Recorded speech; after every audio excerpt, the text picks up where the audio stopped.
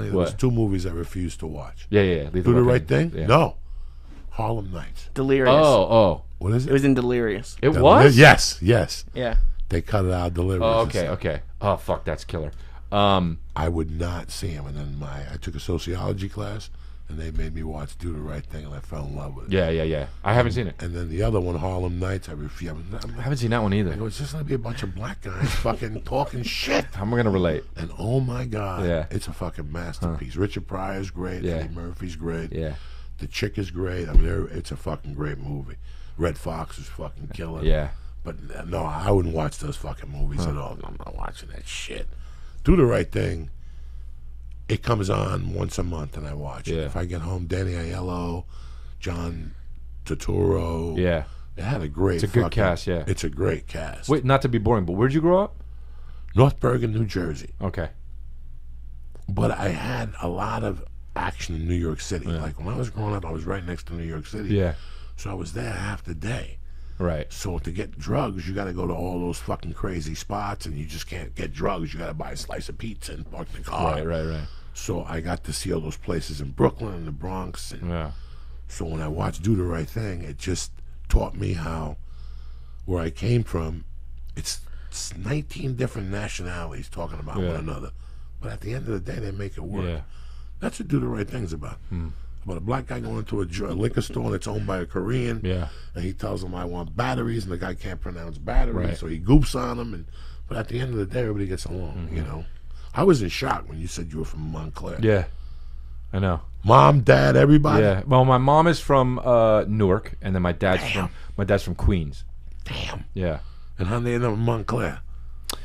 So they met at Ithaca. They went to Ithaca College, yeah, and then they wanted a place that was good for us Kids. You know what I mean? So it wound up in Montclair. It's a great place. Yes. I don't know how it is now. I don't either. I heard No, it's awesome. I heard that they got that theater now. I guess Dice was just there. They were telling me when I was doing the Stress Factory, but they got some theater there. That's great apparently.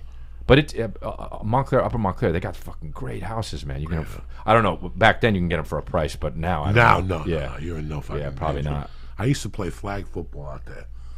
I think I played like 5 games because who the fuck is gonna get up Sunday at 8 in the morning? Yeah. When you're 19, and those are the worst days. You play flag football. You get up Monday, you think like you got hit by a truck. Yeah. But there was a guy that was 5'8", and he was like a middle linebacker, and he sold cars, and he was very sweet. And we used to call him Black Sam. That was his name, Black Sam.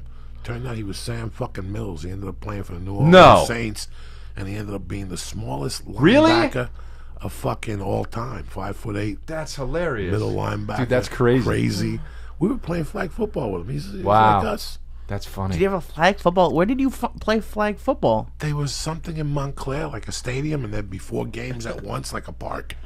So there'd be 4 games at once, just a bunch of 19. You know, it's a men's league. You put 2 flags. The line you could tackle, but you can't use your hands. That's you funny. know. When was this? Like what year? This is 84. Wow. Dude, that's wow. 84, That's- 83, around there, 82. But how fuck it? And I know this is. I mean, this is so like. This sounds so. What I don't know how it sounds, but like I was the fact that you were there in '84 playing flag football, and I was 4 in the same fucking town, and now we're sitting here doing this fucking podcast. That I think about that kind of shit. That trips me out. Like that's so wild how people fucking connect, and they were right next to each other, and now they're buddies and shit. Rogan hangs out with Eddie Bravo. Eddie Bravo's got a black belt. Black kid. Nicest kid in the world. He makes his living telling people he's Brazilian. And he makes fun of him, and he talks Brazilian. Eddie Bravo's black? No, his friend. Oh, the kid. Gotcha. Kid. Okay, yeah. I was like, what the fuck? We were talking one day. When I came from Cuba, I got beat up at Central Park. Yeah. My mom put me in karate.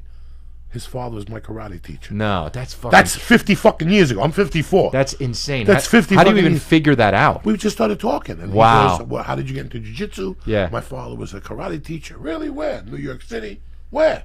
90th Street on Upper West Side on Amsterdam. Are you fucking Mr. Orange? Yeah. Oh, No. shit. How do you know my dad? I walked in there when I was 5 with a black eye. Wow. And he fucking took me and made me run and punch the bag. And That's crazy. so those type of connections are the weirdest So fucking weird. ones. When now they have, don't they have that thing now on which I kind of like. I mean, I'm not on Match.com, but I saw the commercial for it. Yeah, where you walk by them. You could walk by people. Oh yeah, I heard about. What is it? I don't know. How It's kind of weird, but it's like if you are like- in a certain area with somebody, Yeah. and maybe I didn't use Match, but it's probably like if you're in an area with someone, and then you also both like certain things, like similar things, maybe they'll tell you. It's called. They're ripping off Craigslist. It's called misconnections, right? Yeah, that Misconnections on shit. Craigslist. Yeah. I don't know if anyone ever found anybody, but there's a section on Craigslist where it's like.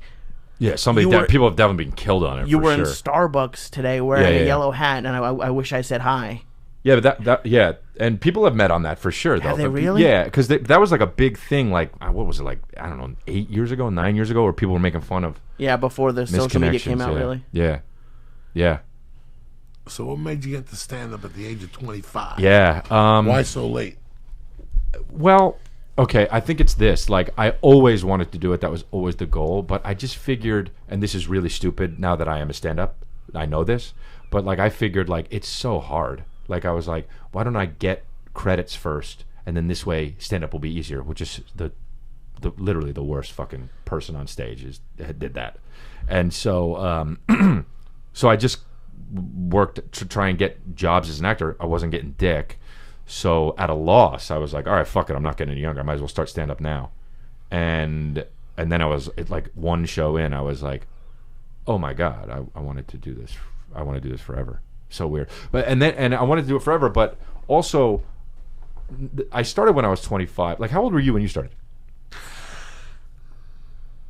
29 or 30? Yeah. So I can't 28.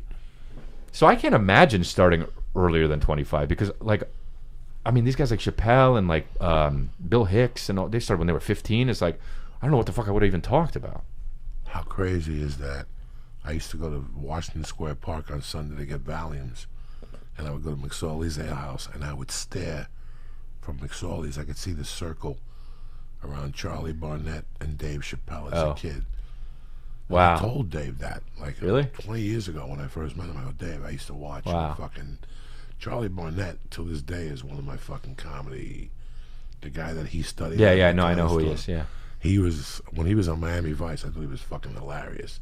His stand-up was Men's and Men's. You know, they still have tapings of him at Washington Square Park online.